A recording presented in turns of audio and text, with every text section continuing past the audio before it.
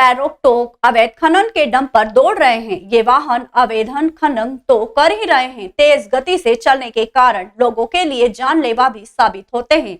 इसका प्रमाण बुधवार को सामने आ गया। मकोड़िया आम चौराहे पर जिस बेलगाम डंपर ने एक बाइक सवार वृद्ध की जान ली, वह सिस्टम की मक्कारी को बयां कर रहा है। डंपर्स पर टेल लाइट, ब्रेक लाइट तो दूर, पीछे नंबर तक नहीं थे।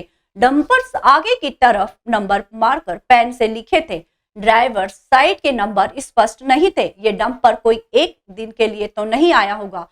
इस पर जिम्मेदारों द्वारा ध्यान ही नहीं दिया गया। आरटीओ और पुलिस उनके खिलाफ कार्रवाई तक नहीं कर रही है। इसी का नतीजा है कि वह बैकऑफ होकर सड़कों पर फराटा भरते हैं, शहर में दौड़ रहे हैं। बेलगाम डंपर की चपेट में आने से मोटरसाइकिल सवार वृद्ध की मौत हो गई। वृद्ध मंगलनाथ क्षेत्र से दर्शन कर घर लौट रहे थे और मकोड़ियाम चौराहा पर डंपर ने टक्कर मार दी। पुलिस ने डंपर जब्त कर लिया। पुलिस से मिली जानकारी के अनुसार संजय नगर निवासी गणपत दास पिता हमीर बैरागी मोटरसाइकिल MP 13 FS 1686 पर अपने घर जा रहे थे। तभी आगर रोड से शहर की तरफ आ रहे डंपर MP 46 H0522 ने मोटरसाइकिल को टक्कर मार दी। संतुलन बिगड़ने से वृद्ध गिर गए और डंपर का पिछला पहिया उनके ऊपर से निकल गया। वृद्ध की घटना स्थल पर ही मौत हो गई। मृतक प्रतिदिन मंगलनाथ क्षेत्र में मंदिर दर्शन के लिए जाते थे। बुधवार को भी दर्शन कर लौट रहे थे। वहीं मकोड़ियाम पर एक परिचित से मिलने के बाद कुछ ही दूर स्थित घर के लिए निकले, तभी चौराहे पर डंपर ने टक्कर मार दी। पुलिस ने डंपर जब्त कर लिया। भाई साहब, एक तो ट्रैफिक व्यवस्था हमारे यहाँ की बहुत अस्त व्यस्त चल रही है। इस पर ना तो कोई ट्रैफिक के जिम्मेदार लोग ध्यान दे पाते हैं, बिल्कुल अव्यवस्था है। गाड़ी रोडों पे खड़ी है, अतिक्रमण इतना हो चुका है, प्रशासन को इस ओर ध्यान देना चाहिए। अगर बताऊँ, कारण मुख्य है तो चौराहे पे जो बीच में सौंदर्यीकरण के लिए टावर लगाया गया, उस टावर से मंदिर की साइड में जगह कम बचती है और वहीं ऑटो वाले, मैजिक वाले 2-3 लाइन लगा लेते हैं, तो बहुत मुश्किल 10 से 12 फीट की जगह बचती है। अब जैसे सिग्नल स्टार्ट होता है तो सिग्नल स्टार्ट होने के बाद आजकल सबको जल्दी है, तो सब निकलने के करते हैं, उसी में वहाँ पर जगह जो कंजेस्टेड होती है, उस जगह के कारण वो एक्सीडेंट हो रहा है वहाँ पर। ये अपने मृतक है गणपत सिंह। ये अपने यहाँ से डंपर, ये घर से मॉर्निंग वॉक में जाते हैं, सही तो वहाँ खड़े थे मकड़ियाम में अपने मोटरसाइकिल से, तो एक डंपर वाले ने उसे तेज़ गति से लाया और उसका एक्सीडेंट कर गया और जो मौके में उनकी मृत्यु हो गई।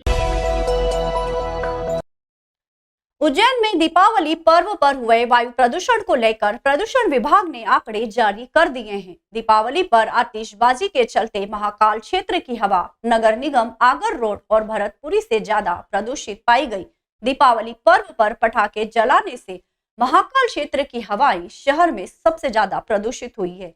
यहाँ का वायु गुणवत्ता सूचकांक दीपावली की रात 359 पहुंच गया। हवाओं का इतना ज्यादा प्रदूषित होना स्वास्थ्य के लिए हानिकारक हो सकता है।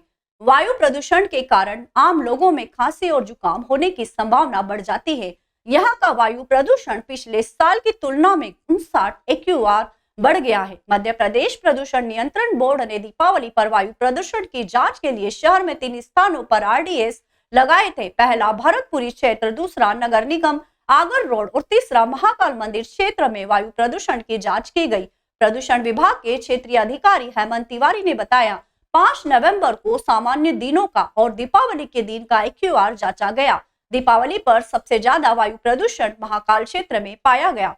भरतपुरी में दीपावली पर AQR 313 था। नगर निगम आगर रोड पर 292 और महाकाल क्षेत्र में 359 AQR पाया गया। गत वर्ष की तुलना में शहर और महाकाल क्षेत्र का वायु प्रदूषण बढ़ा हुआ है। पिछले साल दीपावली पर महाकाल क्षेत्र का प्रदूषण 300 AQR मापा था, जो इस साल 59 AQR बढ़ा हुआ है। आपने बताया AQI की 0 से 51 तक अच्छा होता है, 51 से 100 तक ठीक कहा जा सकता है, जबकि 100 से 200 के बीच स्थिति ठीक नहीं होती। वायु में इस स्तर का प्रदूषण स्वास्थ्य के लिए ठीक नहीं है। वायु प्रदूषण के कारण श्वास रोग के मरीजों की समस्या बढ़ जाती है। सामान्य लोगों में सर्दी जुकाम का खतरा होता है। पिछले कुछ सालों से महाकाल मंदिर क्षेत्र में वायु प्रदूषण सबसे ज्यादा हो रहा है। इसका कारण वाहनों की आवाजाही भी माना जा रहा है। 4 बिंदुओं पर जो है एनालिसिस किया जाता है। एम्बिएंट एयर क्वालिटी जो मॉनिटरिंग होती है उसको AQI कहते हैं। तो इसमें जो है एक तो RSPM, इसमें PM10, PM10.2.5, देन SO2 और NO2। Sulphur dioxide and nitrates and nitrites. इसके संबंध में जो दीपावली की रात में जो सर्वे किए गए, तो इसमें जो गैसियस एमिशंस को छोड़कर, मतलब सल्फर SO2 एंड NO2 इनको छोड़कर बाकी सभी जो PM10 था या PM2.5 ये सभी लिमिट एक्सीडेट रहे हैं। PM10 की लिमिट जो है वो 100 है, जबकि दिवाली की रात ये 276.5 था नगर निगम एरिया में, और जो regional office pollution control board है इसमें है 186.3 था। साथ ही PM2.5 भी एक्सीडेट था और दोनों क्षेत्र में। इस तरह दीपावली की रात में जो PM2.5 एंड PM10 है वह लिमिट से एक्सीडेट था, बाकी जो अन्य पैरामीटर्स हैं SO2 और NO2 वो लिमिट के अंदर था। उज्जैन शिप्रा नदी में टाटा प्रोजेक्ट के काम करने के कारण पानी रोकने से सैकड़ों मछलियां मरी। शिप्रा नदी में नहान करने वाले श्रद्धालु बदबू से हो रहे हैं परेशान।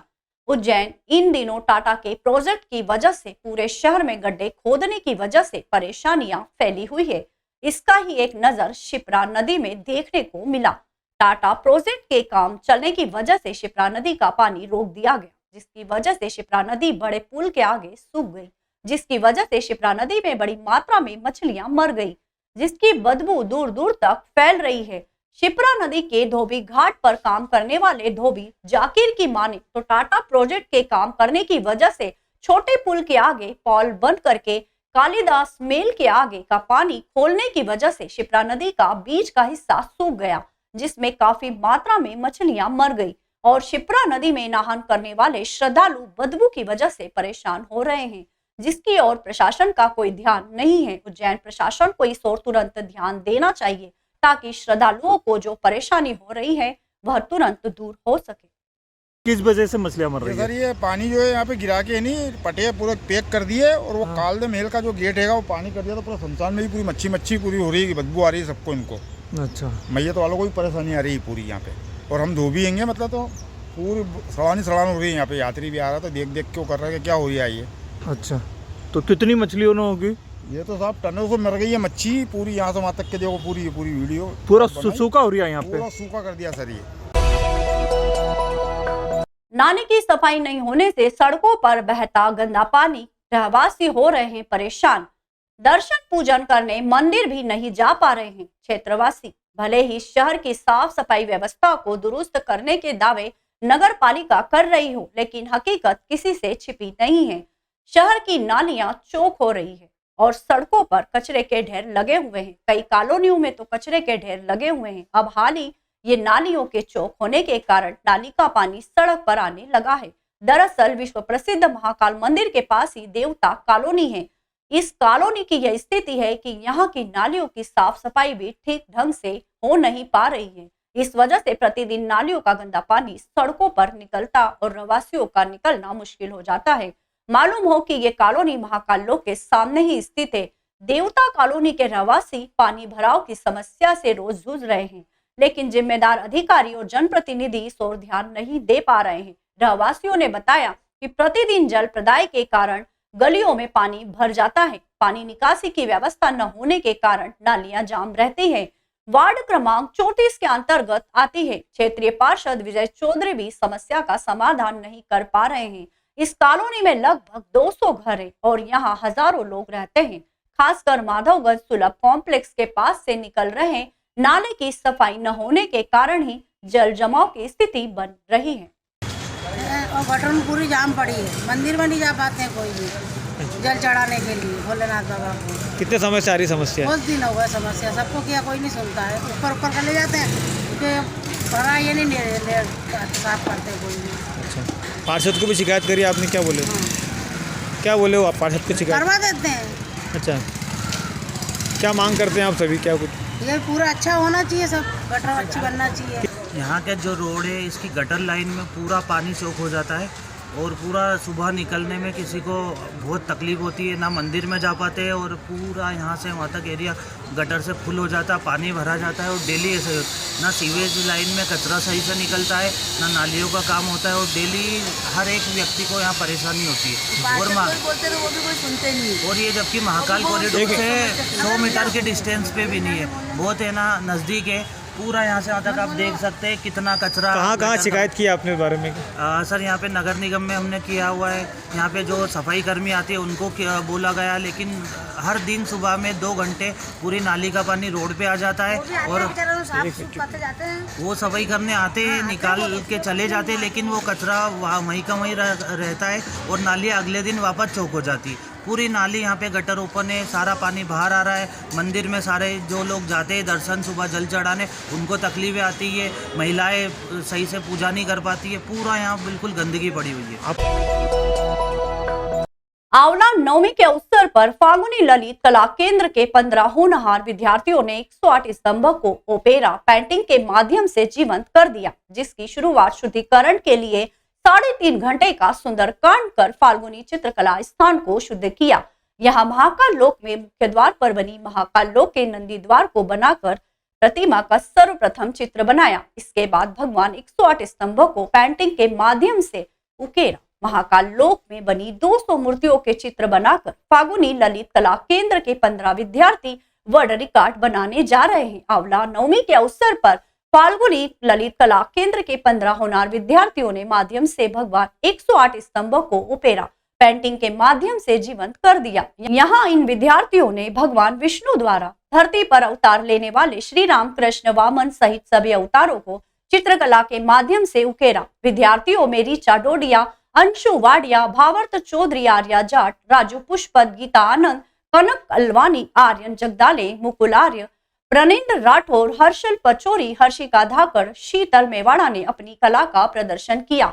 इसके साथ ही हनुमान जी की 8 फीट लंबी 5 फीट चौड़ी राम नाम 1.25 लाख नाम लिखकर भव्य स्वरूप में चित्र बनाए। आगे फाल्गुनी ललित कला केंद्र परिवार के विद्यार्थी वर्ल्ड रिकॉर्ड बनाने जा रहे हैं। महाकाल लोक की 200 मूर्तियों के अनेक रंगों में चित्र बनाए जाएंगे।